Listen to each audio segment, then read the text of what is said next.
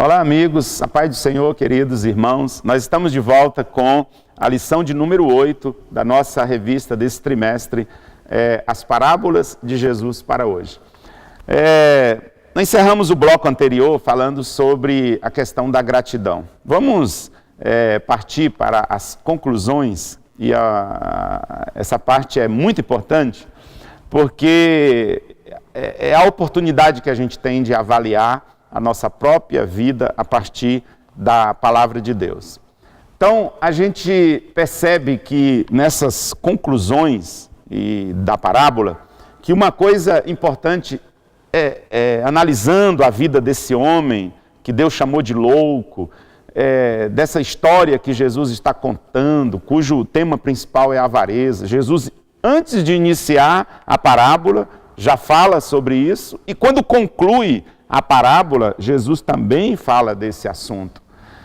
E uma coisa que não havia na vida daquele homem é a gratidão. Ele não agradece por nada. Jesus diz que o campo dele produz com abundância. E ele então, se produz com abundância é porque houve chuva, é porque o clima foi favorável, é porque tudo foi devidamente contribuidor daquela colheita, e o mínimo que ele poderia fazer era encher o seu coração de uma abundante gratidão. A parábola enfatiza isso, e a riqueza dele era a consequência da bondade de Deus, mas ele não agradece nada.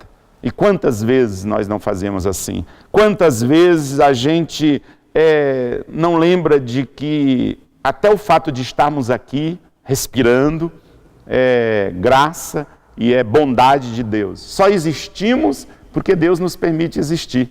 Atos capítulo 17 vai dizer que em Deus nós nos movemos e existimos.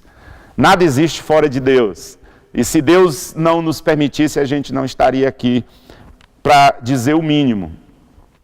Uma segunda conclusão é que a vida desse homem, ele não demonstra nenhum tipo de serviço. Percebeu isso? Que em nenhum momento ele pensa nos outros que poderiam estar com os celeiros vazios, que ele pensa em que poderia aproveitar aquilo e abençoar a vida de outras pessoas. Não, ele só pensa em si, no que poderia fazer, em como poderia gastar, em como poderia usufruir. O próximo não existe para aquele homem. Sabe o que é mais estarrecedor e perigoso? É que para muita gente, até a religião é mesquinha. Para muita gente, a preocupação até na vida religiosa é apenas consigo mesmo. A pessoa, muitas vezes, ela busca reuniões, espaços e oportunidades unicamente preocupada consigo mesmo. A Bíblia chega até a mencionar situações onde as pessoas atrapalhavam outras pessoas de se aproximarem de Jesus. Por quê? Porque elas estavam preocupadas apenas consigo mesma. A Bíblia diz uma ocasião, por exemplo, em que para Jesus curar um paralítico, eles tiveram que fazer um buraco no telhado e descer o paralítico, porque quem ali estava na reunião não cedeu espaço para aquele homem entrar.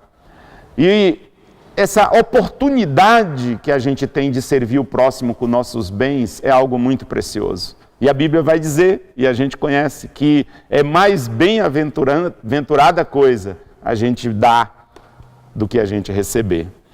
E, por último, uma coisa que a gente aprende é que esse homem, ele não estava preparado para morrer. Em geral, a gente não pensa nisso, não é? Agora, a pergunta que nos pega aqui é o seguinte: você está preparado para morrer? Eu estou preparado para isso?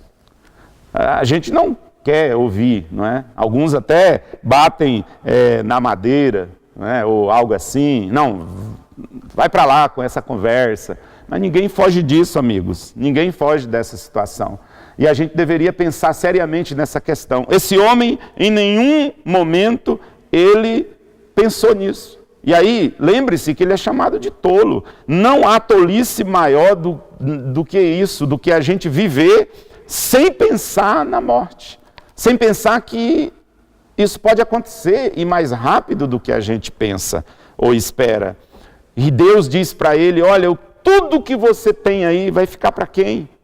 Porque ele jamais pensou na possibilidade de que ele poderia partir dessa vida para a eternidade.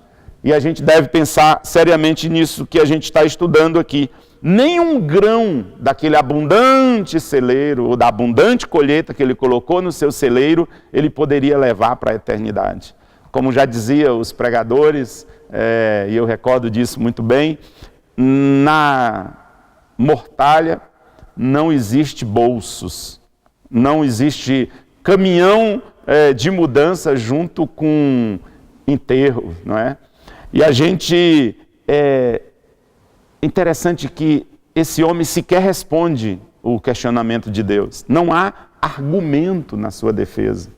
Ele é insensato, ele é louco, ele não tem o que dizer.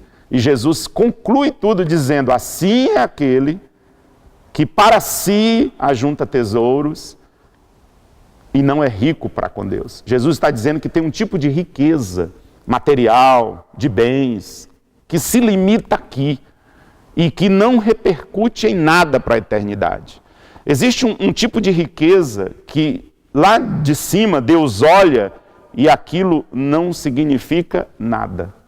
É absoluta pobreza, mas também diz que é possível a gente ser rico para com Deus. E Jesus, essa é uma conclusão muito séria nessa parábola. Eu convido você a refletir sobre isso. Que tipo de tesouro a gente tem lá em cima?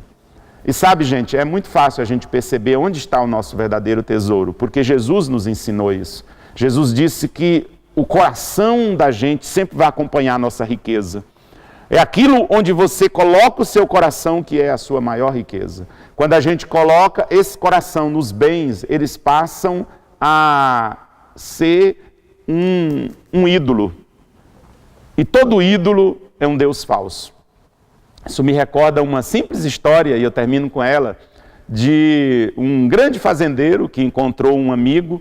Esse amigo havia se tornado cristão, e ele então está mostrando a sua fazenda, ele mostra tudo que ele conquistou, e aquele amigo crente que agora estava junto com ele na sua fazenda, vendo ele mostrar tudo isso, ele dizer, olha, isso aqui é meu, olha, isso aqui também é meu, aquilo lá do outro lado daquela montanha é meu. Aquele amigo de infância que havia se convertido, vira-se para aquele homem e pergunta para ele, e lá em cima, o que você tem? E lá em cima, você possui alguma coisa? E aquele homem então baixa a cabeça e triste admite que a riqueza dele era apenas aqui. Que isso não aconteça conosco. Guarde essa palavra, entesoure no seu coração e acumule riquezas que vale para Deus. Acumule tesouros, como disse Jesus, onde a traça não corrói e onde não mina os ladrões. Deus te abençoe. Até a próxima lição. Pai do Senhor Jesus.